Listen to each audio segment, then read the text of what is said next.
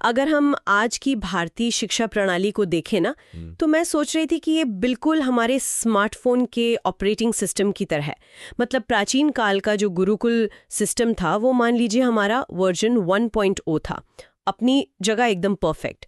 लेकिन फिर ब्रिटिश राज के दौरान एक बहुत बड़ा और सच कहूँ तो काफ़ी विवादित सा सॉफ्टवेयर अपडेट आया। एक ऐसा अपडेट जिसने पूरे हार्डवेयर का काम करने का तरीका ही बदल दिया। हाँ, ये उपमा बहुत सटीक है। बिल्कुल एक बड़े सॉफ्टवेयर अपडेट की तरह ही था वो बदलाव। और आज के इस विस्तृत विश्लेषण में, जो कि पूरी तरह से रंजन सर के बेहतरीन नोट्स पर आधारित है, हम इसी अपडेट की बारीकियों को डिकोड करने वाले हैं। मतलब विशेष रूप से उन लोगों के लिए जो शिक्षक बनने की तैयारी कर रहे हैं, जैसे जो उम्मीदवार केवीएस, एनवीएस, ईएमआरएस, डीट्रिपल-एसबी, नेट या फिर सीटेट और टेट जैसी अहम परीक्षाओं की तैयारी कर रहे हैं। उनके लिए ये जानना बहुत जरूरी है कि आज वो जो सिलेबस रटते हैं उसकी नींव आखिर पड़ी कैसे। बिल्कुल। और ये सिर्फ देखिए, ये सिर्फ स्कूल खुलने की कोई बोरिंग सी टाइमलाइन नहीं है। ये एक पूरे पारंपरिक समाज के आधुनिक सोच की तरफ मुड़ने की कहानी है। तो चलिए फिर इस कहानी की शुरुआत में चलते हैं, जब अंग्रेजों ने ये तथाकथित सॉफ्टवेयर अपडेट शुरू भी नहीं किया था। प्राचीन और मध्यकालीन भारत की बात करें तो हमारा अपना एक अलग ही सिस्टम था, है ना? एकदम सही। उस समय गुरुकुल, आश्रम, मकतब और मदरसों का दौर था। नालंदा और तक्षशिला जैसी यूनिवर्सिटीज थीं, जहां दर्शन, गणित, खगोल विज्ञान और धर्म की पढ़ाई होती थी। समाज अपनी जरूरतों के हिसाब से शिक्षा चला रहा था। लेकिन फिर जब ईस्ट इंडिया कंपनी का राज मजबूत होने लगा तो चीजें बदलने लगीं। रंजन सर के नोट्स में बहुत स्पष्ट रूप से बताया गया है कि 1813 के चार्टर एक्ट के तहत ब्रिटिश सरकार ने पहली बार भारत में शिक्षा के लिए सालाना 1 लाख रुपए मंजूर किए। 1 लाख रुपए! मतलब एक व्यापारिक कंपनी जो सिर्फ मुनाफा कमाने आई थी, वो अचानक से भारतीयों की शिक्षा पर इतना पैसा क्यों खर्च करने लगी? मुझे तो इसमें कोई बिजनेस एंगल ही लग रहा है। बिल्कुल। और आपका ये शक एकदम सही भी है। इसका जवाब मुनाफे में ही छिपा था। देखिए, 1813 तक भारत में ब्रिटिश साम्राज्य काफी फैल चुका था। इतने बड़े इलाके में प्रशासन चलाने के लिए, टैक्स वसूलने के लिए उन्हें बहुत सारे कर्मचारियों की जरूरत थी। अब हर छोटे काम के लिए तो वो ब्रिटेन से लोग बुला नहीं सकते थे, है ना? हाँ, वो तो उन्हें बहुत महंगा पड़ता। बिल्कुल। इसलिए उन्हें एक ऐसा वर्ग चाहिए था जो स्थानीय हो, जो कम वेतन पर काम करने को तैयार हो और उनके प्रशासन की काम आ सके। तो ये 1 लाख रुपए कोई खैरात नहीं थी। ये उनका अपने ही प्रशासनिक खर्चों को कम करने का एक तरह का बिजनेस इन्वेस्टमेंट था। अच्छा, तो मतलब ये पूरी तरह से एक स्वार्थी कदम था। लेकिन पैसा तो आ गया, पर ये लोग पढ़ाते क्या थे? क्योंकि मैंने पढ़ा है कि इसको लेकर अंग्रेजों के बीच ही काफी लंबी बहस छिड़ गई थी। हाँ, एक बहुत ही तीखी बहस शुरू हो गई थी। एक तरफ ओरिएंटलिस्ट थे, यानी वो लोग जो भारतीय भाषाओं के समर्थक थे। उनका मानना था कि भारतीयों को उनकी ही परंपरागत भाषाओं जैसे संस्कृत, अरबी और फारसी में पढ़ाया जाना चाहिए। उनका तर्क था कि भाई, अगर राज करना है तो यहाँ की संस्कृति का सम्मान करना होगा। और दूसरी तरफ पक्का वो एंग्लिसिस्ट रहे होंगे जो हर हाल में अंग्रेजी थोपना चाहते थे। सही पकड़ा आपने। एंग्लिसिस्ट्स यानी अंग्रेजी के समर्थक। उनका मानना था कि पारंपरिक ज्ञान तो सब अंधविश्वास है और सिर्फ पश्चिमी विज्ञान और अंग्रेजी भाषा ही सही है। और इसी बहस का फायदा उठाते हुए 1835 में थॉमस बिंगिंगटन मैकाले ने अपना मशहूर मैकाले माइन्यूट पेश किया। मैकाले का अहंकार इतना ज्यादा था कि उसने लिख दिया कि यूरोप की एक अच्छी लाइब्रेरी की एक सिंगल अलमारी भारत और अरब के संपूर्ण मूल साहित्य के बराबर है। बाप रे! ये तो भयानक स्तर का अहंकार था। और इसी अहंकार से निकली मैकाले की वो कुख्यात नीति जिसे हम डाउनवर्ड फिल्ट्रेशन थ्योरी कहते हैं। रंजन सर के नोट्स में इसका जिक्र है। और जब मैं इसे पढ़ रही थी ना, तो मुझे पार्टियों में दिखने वाले उस शैम्पेन टावर की याद आ गई। शैम्पेन टावर, ये दिलचस्प है। ये कैसे काम करता है, जरा समझाइए। देखिए, उसमें ना ग्लास एक पिरामिड की तरह एक के ऊपर एक रखे होते हैं। शैम्पेन सिर्फ सबसे ऊपर वाले ग्लास में डाली जाती है। जब वो भर जाता है तो वो छलक कर नीचे की लाइन वाले ग्लासों में जाती है और फिर धीरे धीरे सबसे नीचे तक। मैकाले की योजना बिल्कुल यही थी ना। उसने सोचा कि सरकार सिर्फ मुट्ठी भर अमीर और उच्च वर्ग के भारतीयों को अंग्रेजी पढ़ाएगी, मतलब पिरामिड के सबसे ऊपर वाले ग्लासों को भरेगी। और उसे लगा कि ये ज्ञान खुद ब खुद छन छन कर नीचे आम लोगों तक पहुंच जाएगा। क्या बात है! ये उपमा तो मैकाले की सोच को एकदम शीशे की तरह साफ कर देती है। लेकिन यहाँ एक बहुत बड़ी समस्या थी। अंग्रेजों के पास इतने संसाधन ही नहीं थे कि वो आम भारतीय तक शिक्षा पहुंचाएं। तो उन्होंने ये थ्योरी बस अपनी जिम्मेदारी से बचने के लिए गढ़ी थी। और अगर जमीनी हकीकत की बात करें तो ये थ्योरी पूरी तरह से फ्लॉप रही। सच में? तो क्या वो ज्ञान छनकर नीचे आम जनता तक नहीं पहुंचा? बिल्कुल नहीं। ज्ञान कोई पानी थोड़ी है जो गुरुत्वाकर्षण से नीचे बह जाए। जिन उच्च वर्ग के लोगों ने अंग्रेजी सीखी, उन्होंने आम जनता को शिक्षित करने के बजाय खुद को ब्रिटिश सत्ता के ज्यादा करीब कर लिया। वो ब्रिटिश कपड़े पहनने लगे, उनकी जीवन शैली अपना ली। नतीजा ये हुआ कि समाज में एक बहुत गहरी खाई बन गई। यानी एक तरफ वो अंग्रेजी बाबू बन गए और दूसरी तरफ बेचारी आम जनता, जिनके अपने पारंपरिक स्कूल सरकारी मदद मिलने से बंद हो रहे थे। हाँ, एकदम यही हुआ। लेकिन अगर हम इसका एक दूसरा पहलू देखें तो अनजाने में ही सही इसने एक नई सोच को भी जन्म दिया। मैकाले तो चाहता था कि ऐसे लोग बने जो खून और रंग से भारतीय हों, लेकिन सोच से अंग्रेज। पर जब भारतीयों ने अंग्रेजी सीखी तो उन्होंने सिर्फ क्लर्क बनने की ट्रेनिंग नहीं ली। मतलब उन्होंने उस भाषा का इस्तेमाल दुनिया भर के विचार पढ़ने में किया। बिल्कुल।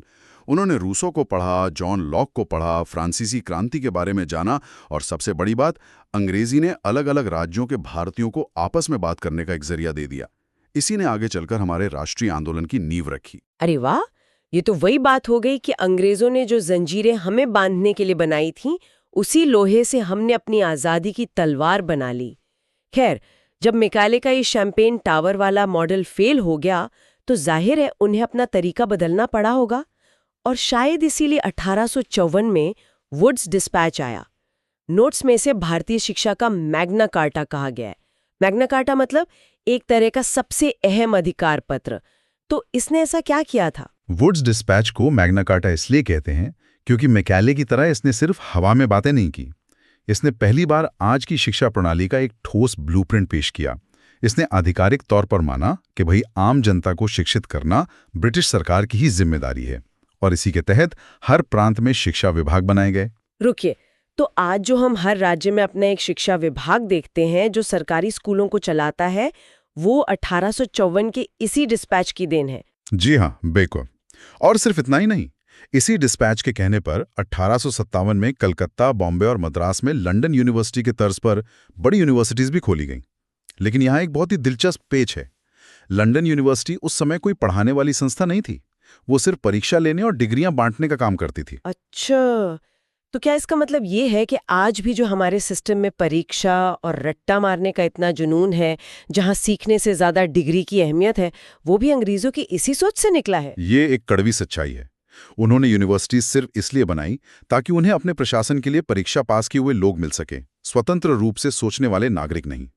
हालांकि वुड्स डिस्पैच में महिला शिक्षा और क्षेत्रीय भाषाओं को बढ़ावा देने की बात जरूर की गई थी। इसके बाद 1882 में हंटर कमीशन आता है। हाँ, हंटर कमीशन। मैंने पढ़ा है कि इसने प्राथमिक स्कूलों का प्रबंधन स्थानीय निकायों को सौंपने की बात कही थी, और शायद व्यावसायिक शिक्षा की भी। बिल्कुल, व्यावसायिक यानी वोकेशनल एजुकेशन। ये पॉइंट सीटेट और टेट परीक्षाओं के लिए बहुत अहम है। आज हम नई शिक्षा नीति में स्किल डेवलपमेंट की इतनी बात करते हैं, वो विचार 1882 में ही आ गया था। हंटर कमीशन ने समझ लिया था कि हर कोई यूनिवर्सिटी नहीं जा सकता, इसलिए हाई स्कूल में बच्चों को किसी व्यापार या पेशे के लिए तैयार करना जरूरी है। लेकिन इसके बाद तो 1904 का इंडियन यूनिवर्सिटीज एक्ट आया ना, लॉर्ड कर्जन के समय में। और कर्जन तो वही था जिसने बंगाल का विभाजन किया था, तो उसकी नीतियां तो पक्का कंट्रोल करने वाली ही रही होंगी। एकदम सही। कर्जन को लगता था कि ये जो यूनिवर्सिटीज हैं, ये सिर्फ क्लर्क नहीं बना रही, बल्कि ये राजनीतिक क्रांतिकारियों के अड्डे बन गई हैं। इसलिए उसने 1904 के एक्ट से सरकार का नियंत्रण बहुत कड़ा कर दिया। भारतीयों ने इसका बहुत कड़ा विरोध भी किया था।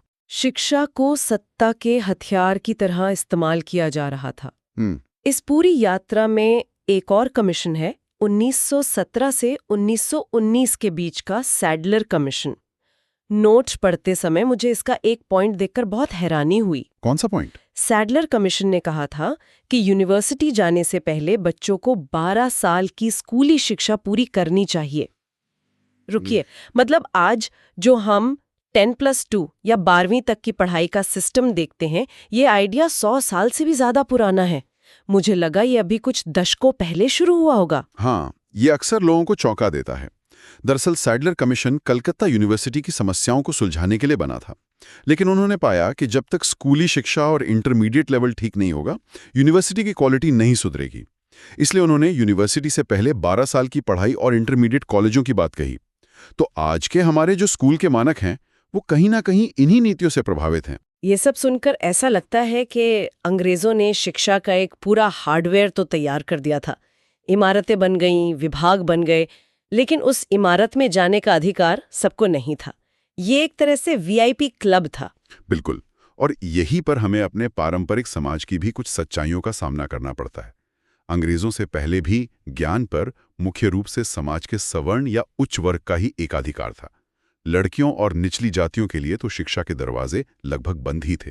तो एक तरह से हम कह सकते हैं कि अंग्रेजों ने इमारतें तो बनाई, लेकिन हमारे समाज सुधारकों ने उन इमारतों के एक्सेस राइट्स आम जनता के लिए हैक किए। उन्होंने असली लड़ाई लड़ी। राजा राम मोहन राय ने विज्ञान और अंग्रेजी शिक्षा का समर्थन किया, है ना? हाँ, उन्होंने साफ कहा कि अगर अंधविश्वासों से लड़ना है तो आधुनिक शिक्षा अपनानी ही होगी। और फिर ईश्वर चंद्र विद्यासागर का नाम आता है, जिन्होंने महिला शिक्षा के लिए अपनी पूरी ताकत लगा दी। और जब हम जमीनी स्तर पर लड़ाई की बात करते हैं तो ज्योतिराव फुले और सावित्रीबाई फुले के संघर्ष को कैसे भूल सकते हैं। सावित्रीबाई फुले भारत की पहली महिला शिक्षिका। जब वो निचली जातियों और लड़कियों को पढ़ाने के लिए निकलती थी तो लोग उन पर कीचड़ और पत्थर फेंकते थे। मैंने सुना है उन्हें अपने साथ एक एक्स्ट्रा साड़ी लेकर जानी पड़ती थी। जी हाँ, ये कोई कहानी नहीं, हकीकत है। आप सोचिए, वुड्स डिस्पैच में महिला शिक्षा की बात सिर्फ कागज पर थी, पर जमीन पर सावित्रीबाई फुले जैसे लोगों ने कीचड़ और पत्थर खाकर इसे मुमकिन बनाया। आज जो हम समावेशी शिक्षा या इंक्लूसिव एजुकेशन की बात करते हैं या राइट टू एजुकेशन की बात करते हैं, उसके असली हीरो यही लोग थे। इसी तरह स्वामी विवेकानंद ने भी जोर दिया कि शिक्षा सिर्फ जानकारी रटना नहीं है, बल्कि इससे इंसान का चरित्र निर्माण होना चाहिए। मतलब शिक्षा सिर्फ नौकरी पाने के लिए नहीं, बल्कि राष्ट्रीयता और आत्मनिर्भरता के लिए भी है। और जैसे जैसे हम आज़ादी के करीब पहुंचे, शिक्षा स्वतंत्रता संग्राम का एक हथियार बन गई। 1905 का राष्ट्रीय शिक्षा आंदोलन इसका बड़ा उदाहरण है। बिल्कुल, बंगाल विभाजन के बाद स्वदेशी शिक्षा की मांग उठी, और इसका सबसे बेहतरीन रूप हमें 1937 में महात्मा गांधी की वर्धा योजना में देखने को मिलता है, जिसे हम बेसिक एजुकेशन या नई तालीम कहते हैं। हाँ, नई तालीम। इसमें कुछ बातें बहुत आगे की सोच वाली लगती हैं, जैसे 7 से 14 साल के बच्चों के लिए मुफ्त और अनिवार्य शिक्षा, वो भी मातृभाषा में। लेकिन एक चीज जो मुझे थोड़ी कंफ्यूजिंग लगी, गांधी जी ने कहा कि शिक्षा किसी उत्पादक हस्तशिल्प यानी किसी मैनुअल क्राफ्ट के जरिए दी जानी चाहिए। मतलब एक तरफ दुनिया मॉडर्न हो रही है, इंडस्ट्रियलाइजेशन हो रहा है, और गांधी जी बच्चों से स्कूल में हस्तशिल्प करवा रहे थे। ये एक बहुत ही आम गलतफहमी है। गांधी जी का मकसद बच्चों को कारीगर बनाना नहीं था, वो दरअसल रटने वाली विद्या के खिलाफ थे। उनका मानना था कि जब बच्चा हाथ से कोई काम करता है, कोई क्राफ्ट बनाता है, तो वो किताबी ज्ञान को वास्तविक दुनिया से जोड़ता है। अरे, तो क्या गांधी जी एक सदी पहले ही आज के प्रोजेक्ट बेस्ड लर्निंग या स्किल डेवलपमेंट वाले ट्रेंड्स की बात कर रहे थे? 100%। वो यही कह रहे थे कि हाथ से काम करने पर रोजगार तो मिलता ही है, पर साथ ही श्रम की गरिमा यानी डिग्निटी ऑफ लेबर भी समझ में आती है। ब्रिटिश शिक्षा ने एक ऐसा वर्ग बना दिया था जो हाथ से काम करने वालों को नीचा समझता था। गांधी जी इसे बदलना चाहते थे, और आज की नई शिक्षा नीति का विजन भी तो इसी से मेल खाता है। ये कनेक्शन वाकई बहुत जबरदस्त है। और इसके बाद आ गया 1944 का सार्जेंट प्लान, जिसने 6 से 14 वर्ष के लिए अनिवार्य शिक्षा की बात की। हालांकि पैसों की कमी से ये पूरी तरह लागू नहीं हो पाया। हाँ, लागू नहीं हुआ, लेकिन इसने आजाद भारत के लिए एक रास्ता जरूर साफ कर दिया कि शिक्षा अब कुछ लोगों का विशेषाधिकार नहीं, बल्कि सबका अधिकार होगी। तो अगर हम इस पूरी चर्चा को समेटें तो भारत में शिक्षा का ये सफर सिर्फ अंग्रेजों की क्लर्क बनाने की फैक्ट्री से शुरू होकर वहीं खत्म नहीं हुआ। हमारे समाज सुधारकों ने लड़कर इसके दरवाजे सबके लिए खोले, और फिर गांधी जी और बाकी राष्ट्रीय नेताओं ने इसे एक ऐसा रूप दिया जिसे हम आत्मनिर्भर बन सकें। बिल्कुल सही। और जो लोग आज शिक्षा के क्षेत्र में काम कर रहे हैं या परीक्षाओं की तैयारी कर रहे हैं, उनके लिए समझना बहुत जरूरी है कि आज का लोकतांत्रिक ढांचा कितने कड़े संघर्षों के बाद बना है। सच में ये सफर बहुत कुछ सोचने पर मजबूर करता है। और अब अंत में इस डीप डाइव को ख़त्म करते हुए मैं सुनने वालों के लिए एक बहुत ही गहरा सवाल छोड़ना चाहती हूँ। अंग्रेज़ों ने तो ये पूरा का पूरा शिक्षा मॉडल इसीलिए बनाया था ताकि उन्हें चुपचाप काम करने वाले आज्ञाकारी कर्मचारी मिल सके। फिर हमारे सुधारकों ने इसे बदला ताकि स्वतंत्र विचारक पैदा हों। लेकिन ज़रा सोचिए, आज जब हम स्कूल जाते हैं या दिन रात परीक्षाओं की तैयारी करते हैं, तो क्या हमारी आज की पढ़ाई वाकई हमें स्वतंत्र रूप से सोचने वाला एक नागरिक बना रही है, या हम आज भी जाने अनजाने में सिर्फ इस सिस्टम के लिए काम करने वाले आज्ञाकारी पुर्जे ही बन रहे हैं? ये सवाल शायद हमारे आज के सिलेबस का हिस्सा ना हो, लेकिन ये हमारे आने वाले कल को जरूर तय करेगा। आज के इस विस्तृत विश्लेषण में बस इतना ही। उम्मीद है रंजन सर के नोट्स पर आधारित ये चर्चा आपके लिए फायदेमंद रही होगी। सीखते रहिए और सवाल पूछते रहिए।